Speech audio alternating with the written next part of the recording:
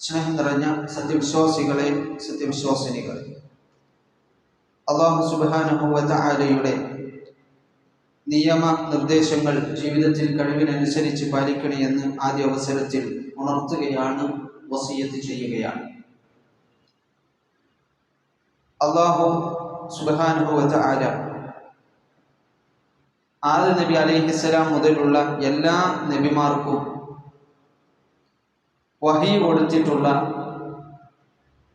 ഒരു സന്ദേശമാണ് സത്യവിശ്വാസികൾ മാത്രമേ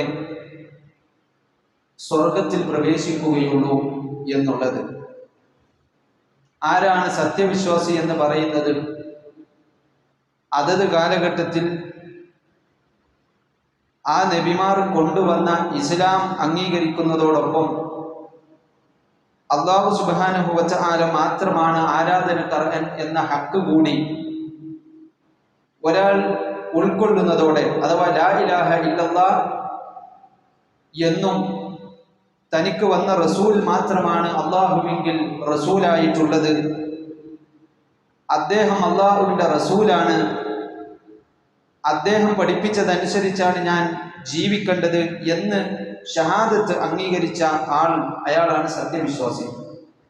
ഈ സത്യവിശ്വാസി മാത്രമാണ് സ്വർഗത്തിൽ പ്രവേശിക്കുക എന്ന് അള്ളാഹുവിൻ്റെ റസൂൽ സല്ലല്ലാഹു അലൈഹി വസല്ലമയും നമ്മളോട് ആവർത്തിച്ച് പഠിപ്പിച്ചു. വിശുദ്ധ ഖുർആൻ ഒരാവർത്തി പാരായണം ചെയ്യുന്ന മുസ്ലിമിൻ്റെ മനസ്സിൽ തളം കെട്ടി നിൽക്കുന്ന പ്രധാനപ്പെട്ട ഒരു ആശയവും ഇതായിരിക്കും.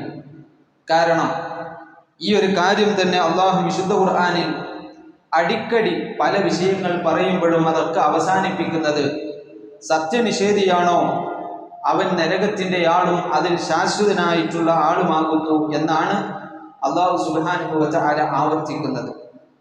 നബി സല്ലല്ലാഹു അലൈഹി വസല്ലം പറഞ്ഞ മറ്റൊരു കാര്യം കൂടി നമ്മൾ മനസ്സിലാക്കുക. റസൂലുള്ളാഹി സല്ലല്ലാഹു അലൈഹി വസല്ലം പറഞ്ഞു, ഇസ്ലാം അപരിചിതാവസ്ഥയിലേക്ക് കടന്നു വന്നുകൊണ്ടിരിക്കും. ഇസ്ലാമിൻ്റെ അടിസ്ഥാന അറിവുകൾ പോലും ആളുകൾക്ക് ഇല്ലാതെ പോയിക്കൊണ്ടിരിക്കും.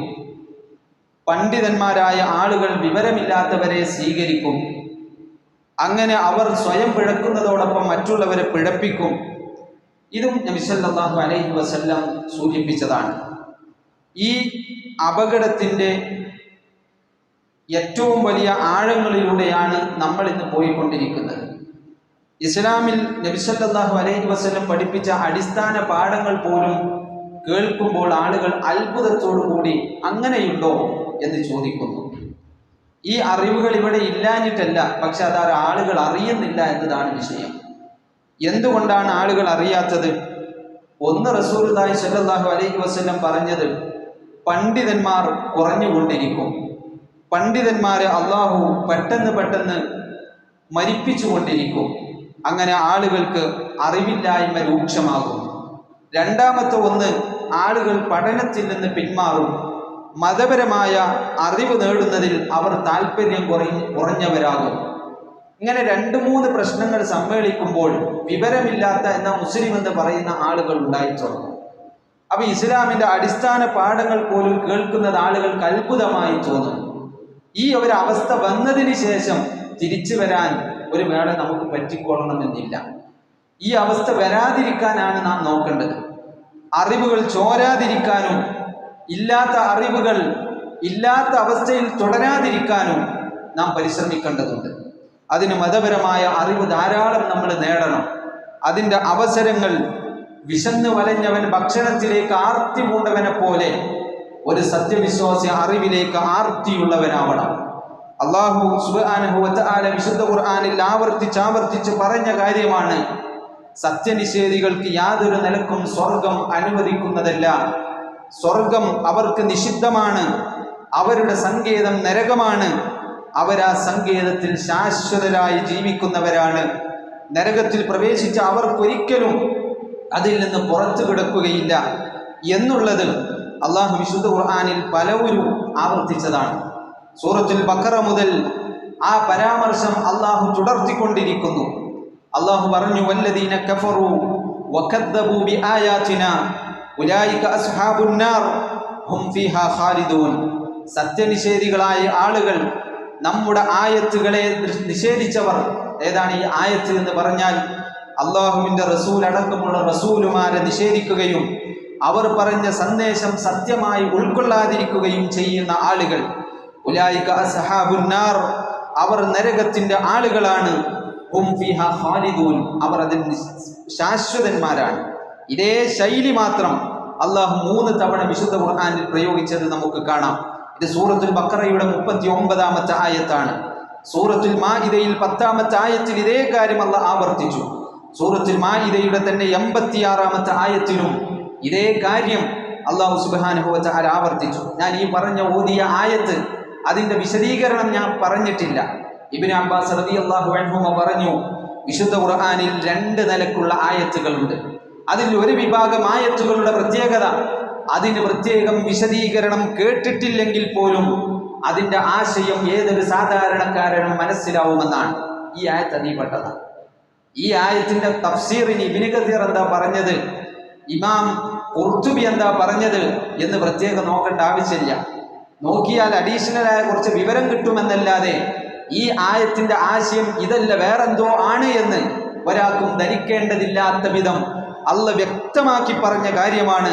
സത്യനിഷേധിയാണോ അവൻ നരകത്തിൽ ശാശ്വതനാണ് എന്നുള്ള കാര്യം. അല്ലാഹു സുബ്ഹാനഹു വ തആല പറഞ്ഞു, വല്ലദീന ജാഅഹും വലമ്മാ ജാഅഹും കിതാബും മിൻ ഇൻദില്ലാഹ് മുസദ്ദിഖുൻ ലിമാ മഅഹും വകാനൂ മിൻ ഖബ്ലു യസ്തഫ്തിഹൂന അലല്ലദീന കഫറൂ ഫലമ്മാ ജാഅഹും മാ അറഫൂ കഫറൂ ബിഹി ഫലഅനതുല്ലാഹി അലൽ കാഫിരീൻ. ജൂതന്മാർക്ക് അല്ലാഹുവിന്റെ റസൂലാകുന്ന സത്യം കടന്നു വന്നപ്പോൾ അതിനെ നിഷേധിച്ചു. വിശുദ്ധ ഖുർആൻ കടന്നു വന്നപ്പോൾ ആ ഖുർആനിനെ നിഷേധിച്ചപ്പോൾ ജൂതന്മാരെ കുറിച്ച് അല്ലാഹ് പറഞ്ഞു, അവർ കാഫിറാണെന്നും അവർക്ക് അല്ലാഹുവിന്റെ ശാപമുണ്ട് എന്നും. എന്താണ് അവർക്ക് ശാപമുണ്ടെന്ന് പറഞ്ഞാൽ, അവർക്ക് അള്ളാഹുവിൽ നിന്നുള്ള റഹ്മത്തില്ല, നരകമാണ് അവർക്ക്. സ്വർഗമാകുന്ന റഹ്മത്തിനെ അവർക്ക് ലഭിക്കുകയില്ല.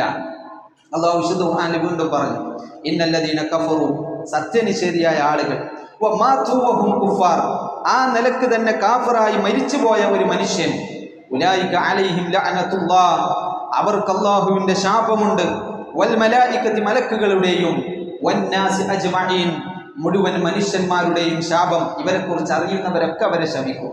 ഖാലിദീന ഫീഹാ, അവർ നരകത്തിൽ ശാശ്വതരാവും, ഈ ശാപത്തിലും ശാശ്വതരാവും.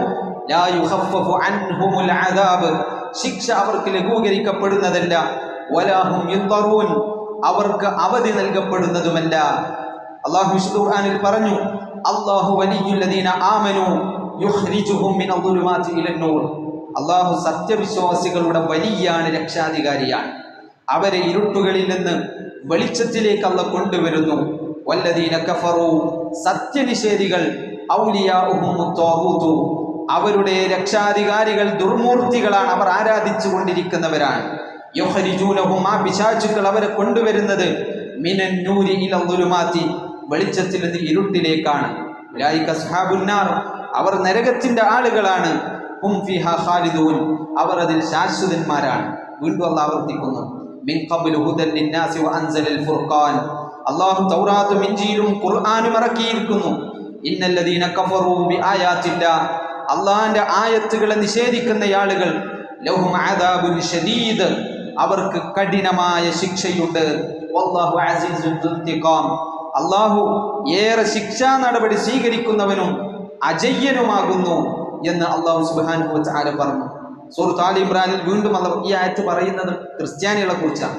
ഞാൻ നേരത്തെ ഓതിയ ആയത്തൊക്കെ സൂറത്ത് ബഖറയിലുള്ളതാണ്.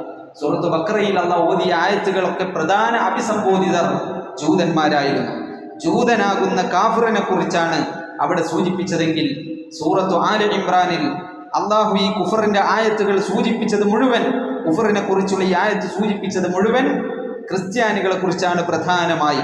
അതിൽ അല്ലാഹു പറയാണ്, ഇന്നല്ലദീന കഫറു, സത്യനിഷേധികൾ, ലൻ തുഗ്നിയ അൻഹും അംവാലുഹും, അവരുടെ സമ്പത്ത് അവർക്ക് ഉപകരിക്കുകയില്ല, വല ഔലാദുഹും, അവരുടെ മക്കൾ അവർക്ക് ഉപകരിക്കുകയില്ല, മിനല്ലാഹി ശൈഅ, അല്ലാഹുവിൽ നിന്ന് എന്തെങ്കിലും നിലക്കൊരു ഉപകാരം അവർക്ക് കിട്ടുകയില്ല.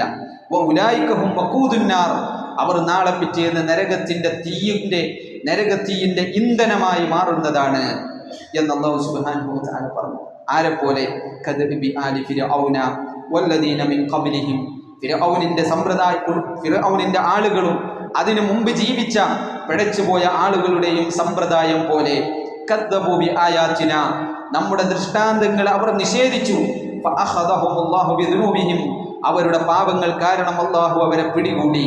വല്ലാഹു ശദീദുൽ ഇഖാബ്, അല്ലാഹു അതികഠിനമായി ശിക്ഷിക്കുന്നവനാകുന്നു എന്ന് അല്ലാഹു സുബ്ഹാനഹു വ തആല പറഞ്ഞു.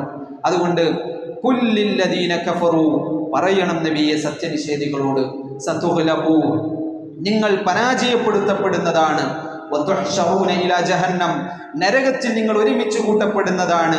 വബിഅ്സൽ മിഹാദ്, ഈ സങ്കേതം എത്ര മോശമായ സങ്കേതമാണ് എന്ന് അല്ലാഹു സുബ്ഹാനഹു വ തആല പറഞ്ഞു.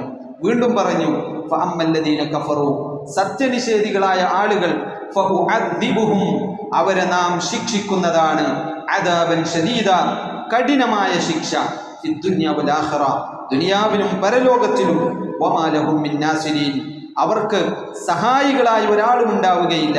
വഅമ്മല്ലദീന ആമനു വഅമിലുസ് സ്വാലിഹാത്തി, അതേസമയം സത്യവിശ്വാസികളും സൽക്കർമ്മങ്ങൾ പ്രവർത്തിച്ചവരും ഫയുവഫീഹിം ഉജൂറഹും, അവർക്കുള്ള പ്രതിഫലം അല്ലാഹു തികച്ചു കൊടുക്കും. വല്ലാഹു ലാ യുഹിബ്ബുൽ ളാലിമീൻ, അല്ലാഹു അക്രമകാരികളായ കുഫറിന്റെയും ഷിർക്കിന്റെയും ആളുകളെ ഇഷ്ടപ്പെടുന്നില്ല.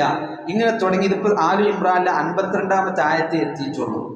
ഇതിങ്ങനെ ഓതുകയാണെങ്കിൽ വിശുദ്ധ ഖുർആൻ മുഴുവനും അല്ലാഹു സുബ്ഹാനഹു വ തആല ആവർത്തിച്ച് പറയുന്നത് സത്യനിഷേധിയാണോ, മുസ്ലിം അല്ലാതെ മരിച്ചവനാണോ, അള്ളാഹുവിനെയും റസൂലിനെയും അംഗീകരിക്കാതെ തൗഹീദ് അംഗീകരിക്കാതെ മരിച്ചവനാണോ, റസൂലുള്ളാഹി സ്വല്ലല്ലാഹു അലൈഹി വസല്ലമയുടെ റിസാലത്ത് അംഗീകരിക്കാതെ മരിച്ചവനാണോ, അവൻ നരകത്തിന്റെ ആളാണ്. അപ്പൊ ഈ ഖുർആൻ ഓതിയിട്ട് ഒരാൾക്ക് എങ്ങനെ മനസ്സിലാവുക കാഫിർ സ്വർഗത്തിലാകുമെന്ന്? ഈ വിശുദ്ധ ഖുർആനിൽ ഓതിയിട്ട് ഒരാൾക്ക് എങ്ങനെ മനസ്സിലാവുന്നു സത്യനിഷേധിക്ക് അല്ലാഹു സ്വർഗം പ്രദാനം ചെയ്യുമെന്ന്?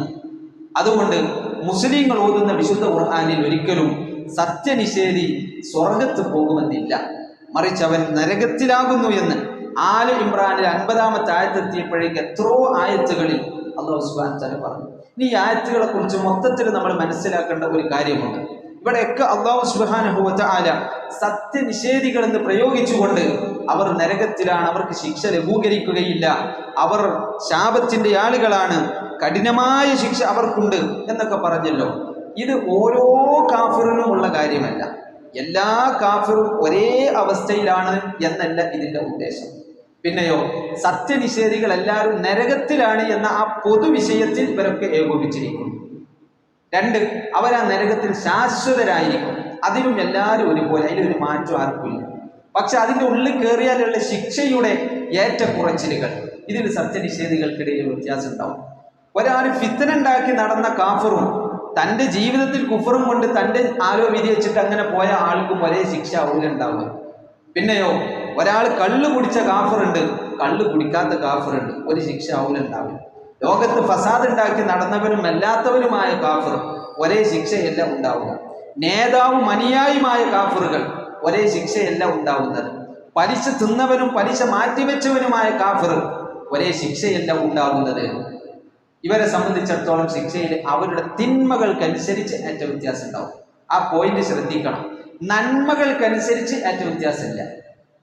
നന്മകൾക്കനുസരിച്ച് ഏറ്റവും വ്യത്യാസമില്ല.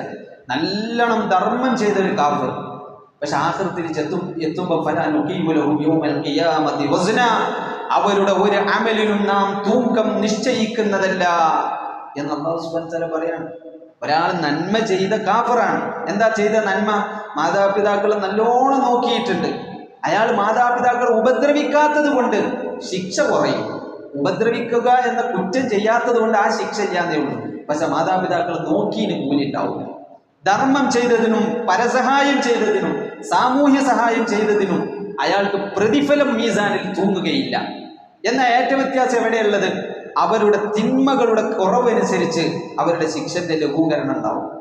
ആ തിന്മകളിൽ വ്യാപൃതനായ കാഫറിനുള്ള ശിക്ഷയല്ല അതിൽ നിന്ന് മാറി നിന്ന ഒരു സത്യനിഷേധിക്കുള്ളത്. ഈ വ്യത്യാസമാണ് അല്ലാഹു സുബ്ഹാനഹു വ തആല പറഞ്ഞിട്ടുള്ളത്. അപ്പൊ ഈ ആയത്തുകളിൽ അല്ലാഹ് പറഞ്ഞത് പലപ്പോഴും ജൂത നേതാക്കന്മാരെ കുറിച്ചും ക്രിസ്തീയ നേതാക്കന്മാരെ കുറിച്ചും ജനങ്ങളെയും മക്കത്തെ മുശ്രിക്കിനെയും ഒക്കെ ഫത്വ പറഞ്ഞ് പിഴപ്പിച്ച നേതൃത്വത്തെ കുറിച്ചാണ് പല ആയത്തുകൾ അല്ലാഹ് പറഞ്ഞത്. അതുകൊണ്ട് അല്ലാഹ് അവർക്ക് ശക്തമായ ശിക്ഷ ഉണ്ട് എന്ന് പറഞ്ഞത്. ഈ ശിക്ഷ ആർക്കുണ്ടാവില്ല? അനുയായിയായ ഒരു സാധുവിനുണ്ടാവില്ല. പക്ഷെ നരകത്തിൽ നിന്ന് രക്ഷപ്പെടുമോ? ഇല്ല.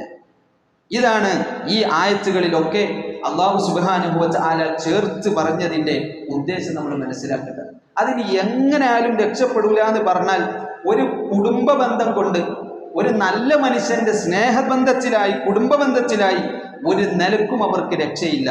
അള്ളാഹു സുബ്ഹാനഹു വ തആല പറഞ്ഞു, ഇന്നല്ലദീന കഫറു ലൻ തുഗ്നിയ അൻഹും അംവാലുഹും വലാ ഔലാദുഹും മിനല്ലാഹി ശൈആ. അവരുടെ സമ്പത്തോ മക്കളോ അവർക്കൊരു നിലക്കും ഉപകാരം ചെയ്യുകയില്ല. വഉലൈക അസ്ഹാബുന്നാർ, അവർ നരകത്തിന്റെ ആളുകളാണ്. ഹും ഫിഹാ ഖാലിദൂൻ, അവർ അത് ശാശ്വതരാണ് എന്ന് അല്ലാഹു സുബ്ഹാനഹു വ തആല പറഞ്ഞു. ഇതിലേക്ക് ചേർത്തുകൊണ്ട് നമ്മൾ മനസ്സിലാക്കണം, നമുക്ക് പറയാൻ സന്തോഷമില്ലെങ്കിലും അള്ളാന്റെ റസൂൽ സല്ലല്ലാഹു അലൈഹി വസല്ലമക്ക് പോലും പറയൽ സന്തോഷമില്ലാഞ്ഞിട്ട് പോലും നബി സല്ലല്ലാഹു അലൈഹി വസല്ലം ഇവിടെ പഠിപ്പിച്ച ഒരു കാര്യമുണ്ട്. ഒരിക്കൽ അനസ് ഇബ്നു മാലിക് റളിയല്ലാഹു അൻഹു റിപ്പോർട്ട് ചെയ്യുന്ന ഹദീസിൽ കാണാം, ഒരിക്കൽ ഒരു വ്യക്തി റസൂലുള്ളാഹിയോട്, ഒരു സഹാബി വന്നിട്ട് ചോദിച്ചു, ഐന അബി, എൻ്റെ ഉപ്പ എവിടെയാകുന്നു? അവൻ നബി സല്ലല്ലാഹു അലൈഹി വസല്ലം പറഞ്ഞു, ഫിന്നാർ, നരകത്തിലാണ്. ആ മനുഷ്യൻ വിഷമത്തോടെ ഫലമ്മാ കഫ, വിഷമത്തോടെ തിരിഞ്ഞു പോകാൻ തുടങ്ങിയപ്പോൾ റിപ്പോർട്ട് കാണാതെ കരഞ്ഞുകൊണ്ടാണ് പോകുന്നത്. നബി സല്ലല്ലാഹു അലൈഹി വസല്ലം ആ സഹാബിയെ വിളിച്ചിട്ട് പറഞ്ഞു, ഇന്ന അബീ വ അബാക ഫിന്നാർ, എൻ്റെ ഉപ്പയും നിന്റെ ഉപ്പയും നരകത്തിലാകുന്നു. ഇമാം മുസ്ലിം റിപ്പോർട്ട് ചെയ്ത ഹദീസാണ്. ഇതിനെക്കുറിച്ച് പറയുമ്പോൾ പണ്ഡിതന്മാർ പറഞ്ഞത് ഇങ്ങനെ പറഞ്ഞു നടക്കാനുള്ളതല്ല. ഈ ഹദീസിനെ കുറിച്ച് റസൂലുള്ളാഹിക്ക് പോലും നബി സല്ലല്ലാഹു അലൈഹി വസല്ലമക്ക് സന്തോഷമുള്ള കാര്യമല്ല. നബി സല്ലല്ലാഹു അലൈഹി വസല്ലമയുടെ ഉപ്പയും ഉമ്മയും നരകത്തിലാണെന്ന് ഈ ലോകത്തോട് പറഞ്ഞത് നബി സല്ലല്ലാഹു അലൈഹി വസല്ലമയാണ്. ഇമാം നവവി അതിനെ വിശദീകരിച്ചപ്പോൾ പറഞ്ഞു, എന്താണ്, ഒരു അടുത്ത സത്യവിശ്വാസിയായ ആളോട് എത്ര തന്നെ അടുത്ത ബന്ധമുണ്ടെന്ന് പറഞ്ഞാലും സത്യനിഷേധിയായി മരിച്ചവനാണോ അയാൾക്ക് ആഖിറത്തിൽ രക്ഷയില്ല. റസൂലുള്ളാഹി സ്വല്ലല്ലാഹു അലൈഹി വസല്ലമ തന്നെ ഒരിക്കൽ പറഞ്ഞു, ഇസ്തഅ്ദൻതു റബ്ബി അൻ അസ്തഗ്ഫിറ ലി ഉമ്മി, എൻ്റെ ഉമ്മക്ക് വേണ്ടി ഒരിക്കൽ മക്ക മദീന യാത്രയുടെ വേളയിൽ, ആ മക്ക മദീന വഴിയുടെ ഓരത്താണ് നബി സല്ലല്ലാഹു അലൈഹി വസല്ലമയുടെ ഉമ്മയുടെ ഖബറുള്ളത്. ഞാൻ എൻ്റെ റബ്ബിനോട് എൻ്റെ ഉമ്മക്ക് വേണ്ടി പാപമോചനത്തിന് പ്രാർത്ഥിക്കാൻ അനുമതി ചോദിച്ചു. ഫലം യഅ്ദലി, എനിക്ക് എൻ്റെ റബ്ബ് അനുമതി നൽകിയില്ല. കാരണം നബി സല്ലല്ലാഹു അലൈഹി വസല്ലമയുടെ ഉമ്മ സത്യനിഷേധിയായി മരണപ്പെട്ടവരാണ്. വസ്തഅ്ദൻതുഹു അൻ അസൂറ ഖബറഹാ, ഞാൻ അവരുടെ ഖബറൊന്ന് സന്ദർശിച്ചോട്ടെ എന്ന് അനുമതി ചോദിച്ചു. ഫഅദിനലി, അതെൻ്റെ റബ്ബ് എനിക്ക് അനുമതി നൽകി. അതിൽ ആ പണ്ഡിതന്മാരൊരു മസല പറഞ്ഞത്, പരലോകം ചിന്ത വർദ്ധിപ്പിക്കാനാണല്ലോ ഖബറിടം സന്ദർശിക്കുന്നത്. അത് കാഫിറിന്റെ ഖബർ സന്ദർശിച്ചാലും ആ ഗുണം കിട്ടും. അതുകൊണ്ട് കാഫിറിന്റെ ഖബറും സന്ദർശിക്കൽ അനുവദനീയമാണെന്ന് ഫത്വ തന്നെ പണ്ഡിതന്മാർ കൊണ്ടുവന്നത് ഈ ഹദീസിൽ നിന്നാണ്. ഈ ഹദീസ് പറയുമ്പോൾ പണ്ഡിതന്മാർ പറയും, ഇതിങ്ങനെ പറഞ്ഞു നടക്കാനുള്ളതല്ല, അതേസമയം ആവശ്യം വരുമ്പോൾ ഇത് പറയേണ്ടി വരും. അങ്ങനെ പറഞ്ഞ ആദ്യത്തെ ആള് നബി സല്ലല്ലാഹു അലൈഹി വസല്ലമയാണ്. ഇത് നമ്മുടെ സമുദായത്തിൽ നമ്മൾ മനസ്സിലാക്കേണ്ടതുണ്ട്. ഷിയാക്കളുണ്ട്. ഈ ഷിയാക്കളെ സംബന്ധിച്ചിടത്തോളം അവർക്ക് റസൂലുള്ളാഹി സ്വല്ലല്ലാഹു അലൈഹി വസല്ലമയോട് വലിയ സ്നേഹമാണ്. പക്ഷെ ആ സ്നേഹം മതപരല്ല, വർഗീയ സ്നേഹമാണ്. വർഗീയ സ്നേഹമാണ്. അതിന് രാഷ്ട്രീയപരമായ പല കാരണങ്ങളുണ്ട്, വിവരമില്ലായ്മയുടെ പല കാരണങ്ങളുണ്ട്. അതുകൊണ്ട് സ്നേഹം മൂത്തിട്ട് ഇവർ ഷിയാക്കൾ ഉണ്ടാക്കിയൊരു അസിലാണ് നബി സല്ലല്ലാഹു അലൈഹി വസല്ലമയുടെ മാതാപിതാക്കൾ എന്ന് പറഞ്ഞാൽ റസൂലുള്ളാഹിന്റെ ബാപ്പ, വല്ലിപ്പ, അങ്ങനെ പോയാൽ ആദം നബി വരെ വരുന്ന ഒരു പരമ്പരയിലും സത്യനിഷേധികളില്ല, എല്ലാവരും മുസ്ലിങ്ങളാണ് എന്ന് ഷിയാക്കൾ ഒരു അസിലുണ്ടാക്കിയിട്ടുണ്ട്. അതിനുവേണ്ടി അവർ കുറേ ഹദീസുകൾ പടച്ചുണ്ടാക്കിയിട്ടുണ്ട്. അത് നമ്മൾ മനസ്സിലാക്കണം. അള്ളാഹുവിൻ്റെ റസൂൽ സല്ലല്ലാഹു അലൈഹി വസല്ലമയോട് സ്നേഹമുള്ള മനുഷ്യനെ സംബന്ധിച്ചിടത്തോളം റസൂലുള്ളാഹി സ്വല്ലല്ലാഹു അലൈഹി വസല്ലം പറഞ്ഞിടത്ത് നിൽക്കുന്നവനും പറഞ്ഞത് വിശ്വസിക്കുന്നവനുമാണ്. അങ്ങനെ ഇമാം മുസ്ലിം റിപ്പോർട്ട് ചെയ്ത 2 ഹദീസുകളിൽ സ്ഥിരപ്പെടുന്നു, റസൂലുള്ളാഹി സ്വല്ലല്ലാഹു അലൈഹി വസല്ലമയുടെ ഉമ്മയും ഉപ്പയും സത്യനിഷേധികളാണ്. അതുകൊണ്ട് അവർക്ക് പാപമോചനം തേടാൻ പറ്റുകയില്ല, അവർ നരകത്തിലാണ്. പിന്നെ അതിനും വലുതുണ്ടോ വേറെ ആരെങ്കിലുമൊക്കെ? അവർക്ക് പോലും അതിൽ നിന്ന് രക്ഷയില്ല. ഇനി എത്രത്തോളം നബി സല്ലല്ലാഹു അലൈഹി വസല്ലമക്ക് മാത്രം അനുവദിക്കപ്പെട്ട ഒരു ശഫാഅത്ത് ഉണ്ട്. സത്യനിഷേധിക്ക് വേണ്ടി ശഫാഅത്തില്ല. ഇബ്രാഹിം നബി അലൈഹിസ്സലാം തൻ്റെ വാപ്പയ്ക്ക് വേണ്ടി ശഫാഅത്തിന് അനുമതി ചോദിക്കും, സമ്മതിക്കൂല. ഇബ്രാഹിം നബി അലൈഹിസ്സലാമിൻ്റെ വാപ്പ സത്യനിഷേധിയാണ്. ഇബ്രാഹിം നബി അലൈഹിസ്സലാമിന് പോലും കിട്ടാത്തൊരു അനുമതി റസൂലുള്ളാഹി സ്വല്ലല്ലാഹു അലൈഹി വസല്ലമക്ക് മാത്രം കിട്ടുന്ന ഒരു ശഫാഅത്തുണ്ട്. ആ ശഫാഅത്ത് ഏതാണെന്നറിയോ? അതിൽപ്പെട്ട 3 ശഫാഅത്ത് റസൂലുള്ളാഹിക്ക് മാത്രമുള്ളതാണ്. ഒന്ന് വിചാരണ തുടങ്ങാനുള്ള ശഫാഅത്ത്, വേറൊരാൾക്കും അതില്ല. രണ്ടാമത്തേത്, സ്വർഗത്തിൽ മുഅ്മിനീങ്ങൾക്ക് പ്രവേശിക്കാൻ ഒരു ശഫാഅത്തുണ്ട്. ആ ശഫാഅത്തിൽ വേറെ ആർക്കും അനുമതിയില്ല. റസൂലുള്ളയാണ് സ്വർഗത്തിലേക്ക് വിധിക്കപ്പെട്ട ആളുകൾക്ക് സ്വർഗീയ കവാടം തുറക്കാൻ ശഫാഅത്ത് ചെയ്യുന്നത്. മൂന്നാമത്തേത്, സത്യനിഷേധിക്ക് വേണ്ടി ഒരു ശഫാഅത്തുണ്ട്. ആ ശഫാഅത്ത് റസൂലുള്ളാഹി സ്വല്ലല്ലാഹു അലൈഹി വസല്ലമക്ക് മാത്രമേ ഉള്ളൂ. അതും ഒരാളുടെ വിഷയത്തിൽ മാത്രമേ ഉള്ളൂ. അത് പിന്നെ റസൂലുള്ളാഹി സ്വല്ലല്ലാഹു അലൈഹി വസല്ലമയുടെ മതകാര്യത്തിൽ അവിടുത്തെ സഹായിച്ച അബൂ ത്വാലിബ് എന്ന് പറയുന്ന നബി സല്ലല്ലാഹു അലൈഹി വസല്ലമയുടെ മൂത്താപ്പുണ്ട്. ആ മൂത്താപ്പയുടെ വിഷയത്തിൽ റസൂലുള്ളാഹി സ്വല്ലല്ലാഹു അലൈഹി വസല്ലമക്ക് മാത്രമായിട്ട് അള്ളാഹു ശഫാഅത്ത് കൊടുക്കും. ആ ശഫാഅത്തോട് കിട്ടുന്ന മെച്ചെന്താ? അപ്പോഴും നരകത്തിൽ നിന്ന് ഇറങ്ങണില്ല, അപ്പോഴും നരകത്തിൽ നിന്ന് ഇറങ്ങുന്നില്ല.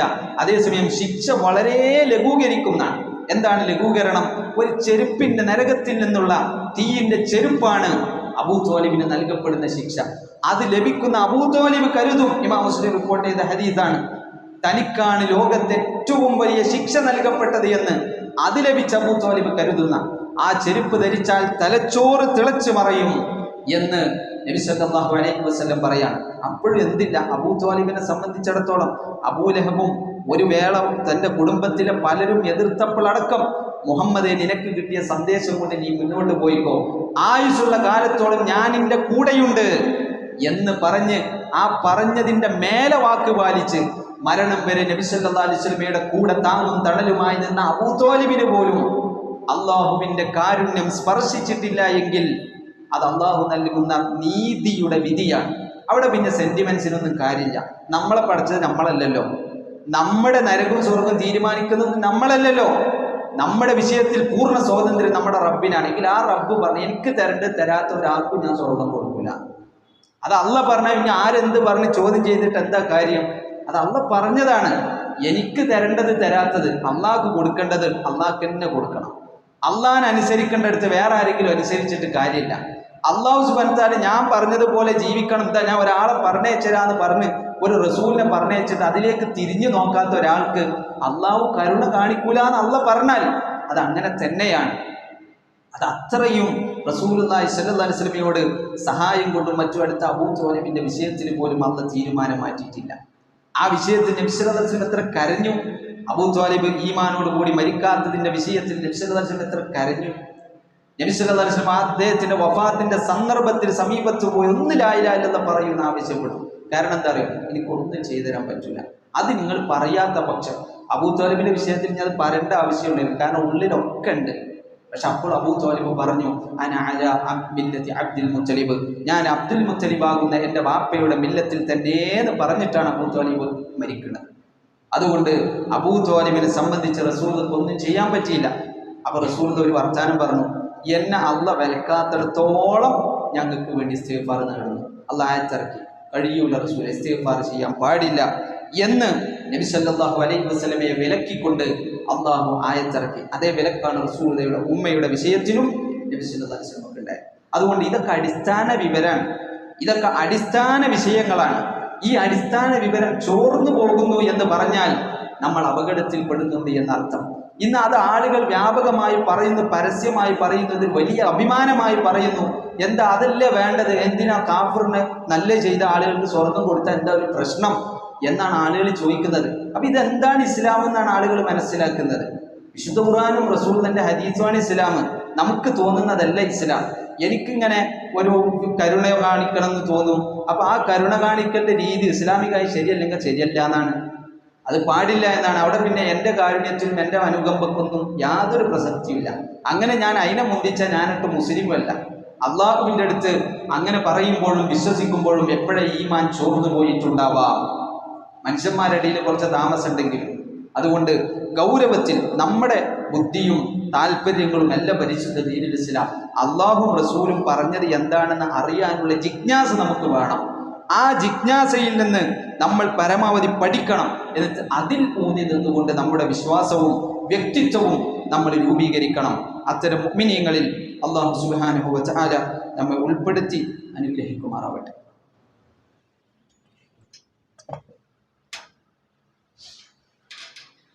അൽഹംദുലില്ലാഹി റബ്ബിൽ ആലമീൻ.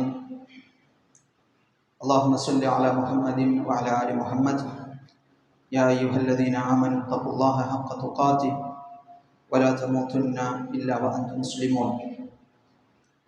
അള്ളാഹുവിനെ സൂക്ഷിച്ച് ജീവിക്കണേ എന്ന് ഒരിക്കൽ കൂടി ഉണർത്തുകയാണ്, വസിയത്ത് ചെയ്യുകയാണ്. അള്ളാഹു വിശുദ്ധ ഖുർആനിൽ പറഞ്ഞ പരലോക സംബന്ധിയായ ഒരു കാര്യമാണ് യൗമ യഫിറുൽ മർഉ മിൻ അഖി വ ഉമ്മിഹി വ അബി വ സാഹിബതിഹി വ ബനി. പരലോക ദിവസത്തിൻ്റെ പ്രത്യേകത മനുഷ്യൻ തൻ്റെ സഹോദരനിൽ നിന്നും ഉമ്മയിൽ നിന്നും ഉപ്പയിൽ നിന്നും മക്കളിൽ നിന്നുമൊക്കെ പേടിച്ചു ഓടി മാറും എന്നാണ്. അത്ര ഭീകരമാണ് പരലോകം.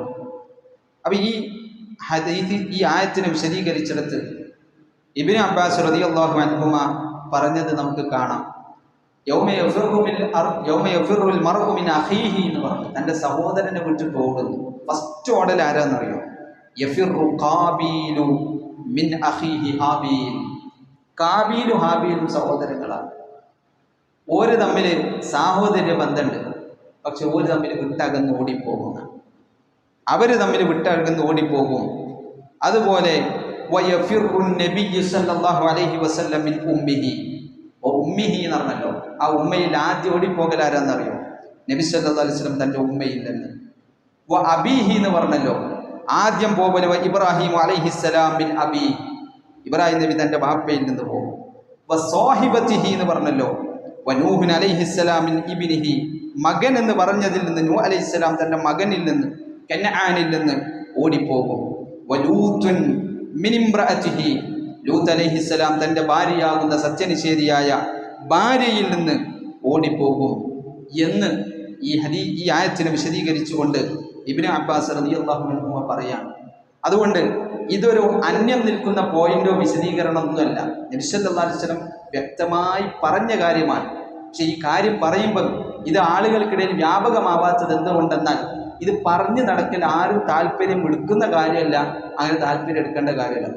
നമ്മൾ റസൂൽ അമ്മയും ബാപ്പി നരകത്തിലാണ്, അമ്മയും ബാപ്പി നരകത്തിലാണ് അങ്ങനെ പറഞ്ഞു നടക്കൂല. പക്ഷെ അത് വിവരമില്ലായ്മ രൂക്ഷമായ പറയാതിരിക്കാനും പറ്റൂല. അതുകൊണ്ടാണ് നബി സല്ലല്ലാഹു അലൈഹി വസല്ലം ആദ്യം പറഞ്ഞത്.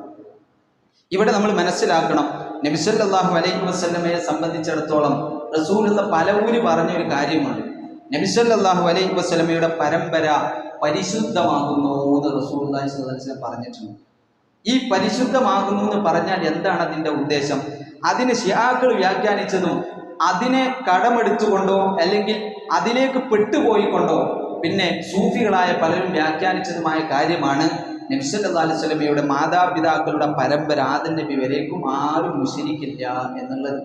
അതുകൊണ്ടാണ് ഇബ്രാഹിം നബിന്റെ വാപ്പാനെ വരെ മുസ്ലിമാണ് എന്ന് സമ്മതിക്കാൻ മുസ്ലിമാണ് എന്ന് വാദിക്കുന്ന ആളുകളുണ്ട്. ഇബ്രാഹിം നബി അലൈഹി ഇസ്ലാമിന്റെ വാപ്പ എന്ന് ഖുർആനിൽ പറഞ്ഞത് അത് മൂത്താപ്പാന്റെ വിഷയമാണ്, സ്വന്തം വാപ്പ അല്ല എന്ന് പറയുന്നതിന് വരെയുള്ള ഒരു പ്രചോദനം ഒന്ന് ഇതാണ്. റസൂലിന്റെ പരമ്പര എന്ന് പറയുമ്പോൾ ഇങ്ങനെ പോയ ഇബ്രാഹിം നബി അടക്കത്തുമല്ലോ, അപ്പൊ പിന്നെ ഇബ്രാഹിം നബിന്റെ വാപ്പി ആവരാവരുത്, കാഫിറാവാൻ പാടില്ലല്ലോ. അങ്ങനെ വരുമ്പോൾ ആയത്തിന്റെ നേർക്കുനേരെയുള്ള പരാമർശം ഒക്കെ വ്യാഖ്യാനിച്ചൊപ്പിക്കുകയാണ്.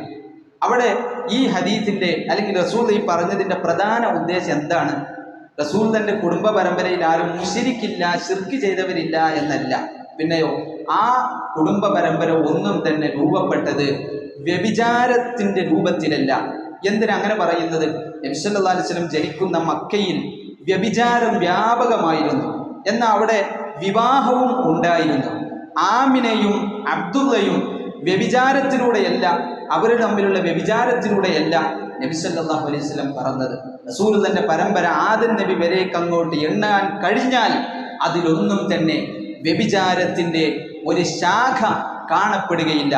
പവിത്രമായ അള്ളാഹു അനുവദിച്ച വിവാഹബന്ധത്തിലൂടെ മാത്രം ജനിച്ച മക്കൾ വഴിയാണ് ആമിനയും അബ്ദുള്ളയും അടക്കമുള്ളവരും വിവാഹം ചെയ്തതും നബി സല്ലല്ലാഹു അലൈഹി വസല്ലം ജനിച്ചതും എന്നാണ് അതിൻ്റെ ഉദ്ദേശം. അതായത് ഭൗതികപരമായ കുടുംബപരമായ ഒരു അശുദ്ധി ആ വിഷയത്തിൽ റസൂലുള്ളാഹിന്റെ പരമ്പരയിൽ കലർന്നിട്ടില്ല എന്നാണ്.